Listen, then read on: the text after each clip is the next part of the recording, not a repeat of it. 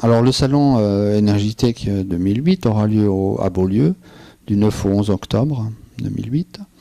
C'est un salon qui a lieu sur 3 jours, aussi un jeudi, vendredi et samedi. On va éviter le dimanche parce que ça ne nous sert à rien, non, de travailler le dimanche pour ça. Les objectifs sont d'une part une petite partie pour accueillir des exposants, disons locaux, qui vont vendre des systèmes pour tout le monde, pour tout grand public. Une partie où on accueille des fabricants de produits suisses ou étrangers qui viennent chercher des distributeurs ou revendeurs. Des parties de produits, comme on a un stand américain qui vient avec un nouveau système de panneaux solaires, qui va chercher lui des fabricants de panneaux solaires pour y inclure son nouveau système. Alors nous allons y accueillir des startups suisses ou étrangères, nous allons accueillir des incubateurs, nous allons faire des conférences aussi, des ateliers de travail, comment partir d'une idée jusqu'à la fabrication d'un produit. Nous allons essayer d'aider dans les financements, nous allons avoir un concours, tout ça dans l'esprit start-up.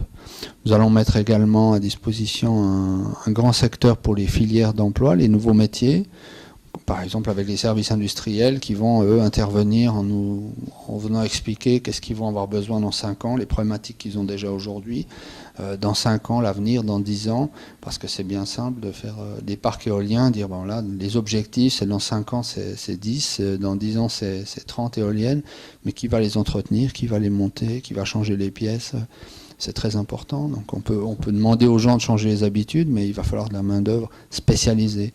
Alors je crois que c'était un très bon exemple, et puis de dire voilà, on peut le faire à Énergitech cette année, commencer à essayer d'aller dans les universités, et puis de faire ce lien entre les grandes entreprises et puis les universitaires pour les diriger où il y aura du travail.